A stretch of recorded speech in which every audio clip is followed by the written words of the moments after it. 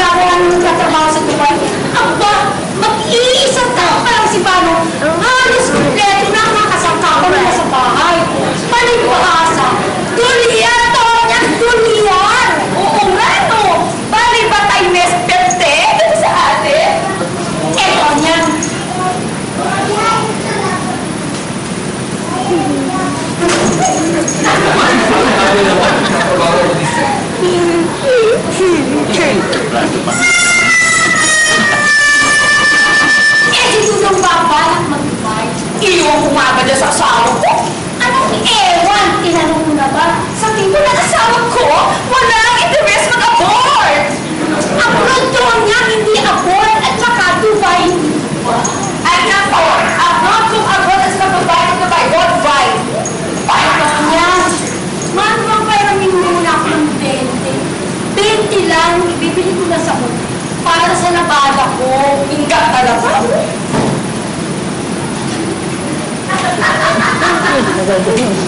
O eto! Ahay! Pero kasi mamang si Quezon. Ilang taon kayong pinago sa bagay, pwede na rin. Salamat na. Saka ko na lang babayaran. Pag sahod ni Tasyo galing Dubai. Kailan mo kasi Tasyo mo sa Dubai? Ha? Nag-a-apply pa lang.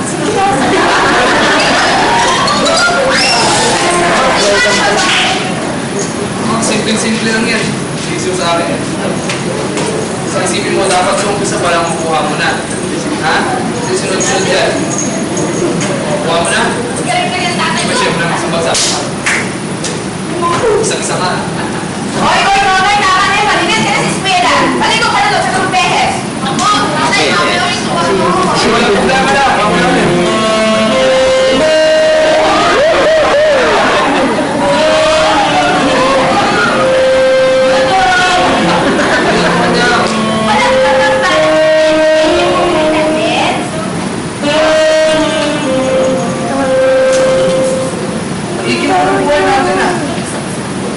Tayo sumasala sa oras ng pagkain at natutugunan lahat ng pangailangan natin. Diba? Oo nga! Pero hindi ba na makatagal na bago ka sa bahay? Ako? Ito mo electric fan? Yung ka naman ng boyfriends ka! Lahat na lang second hand, everyday potato! Eh, nakutuhan ka na. Kineta. O bakit? Hindi, ba mas madali ko na mag-ibig sa asawa na? O ba mas maganda ko kay Nela kaysa sa atin?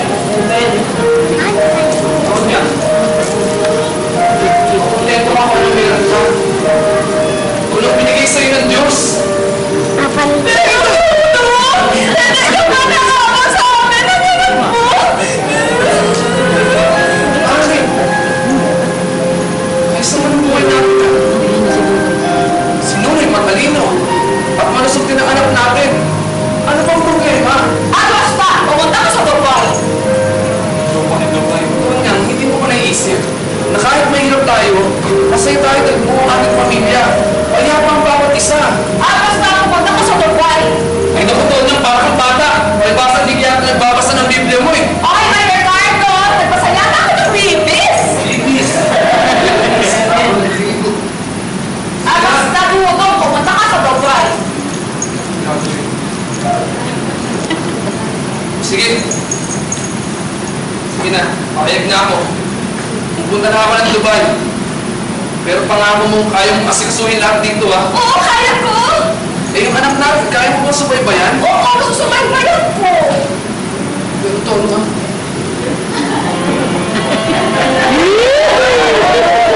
Paano naman ako to? Ay, ano ako to? Oo, kaya naikat ka! Sige. Huwag kang mag-alala. Pupunta na ako ng Dubai. Mamaya pupunta kayo para Jaime, kukuha na ako ng application form. Kapagbigyan lang yung punta sa Dubai mo na yun. Ayan! Ang bait-bait sa ginasama ko! Thank you! Tatay, hanin ko ninyo ako. Mabumahalan mo. Sige, ate, punta. Tayo po ako.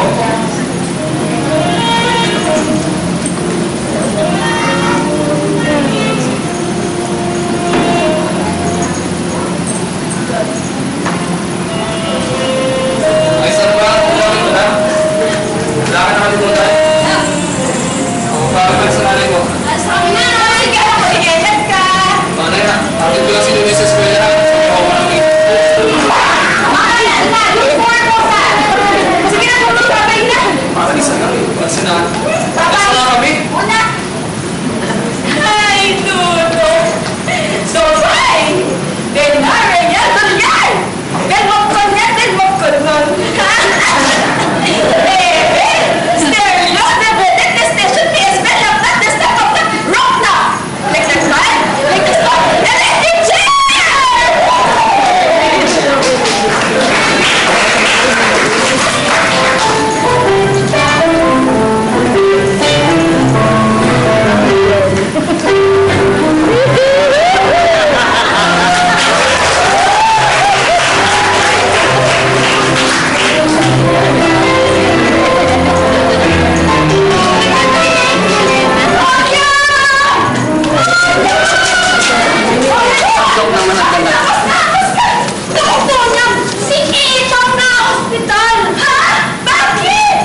Bigla pa nang umuwi si Paano. Eto pa lang si Etang. Ay, buntis!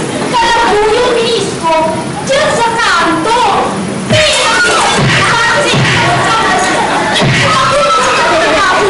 Yung anak na lalaki, naging bakla. Sure ba? Kaliwasan ko sino. Wala ko na yung lalaki si Mama. Kaya, ayun, nagwala. Ha? Yan ang nga ba sinasabi ko sa papunta-punta ng Dubai. Maraming milagro nangyayari. Ayoko na. Ito niyan. Mabukuha pa na makalimutan. Parang ayaw magbayad. Ito na yung birthday nilang serious. Alam mo, Tonyang, sa nangyari, hindi ko na mapupuntahin si Tasyo ko sa Dubai. Pagtitindahin ko na lang ng tao.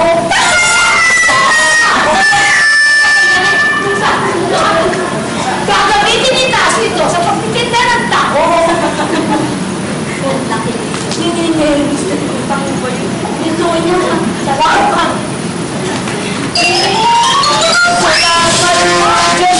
At nalalaban ko. Ano sa bahay natin? Ano ba talaga naman yun? Lagi-lagi na inabot natin. Nakalimutan mo pa rin tayo. Kaya nang ginagawa eh. Dudong.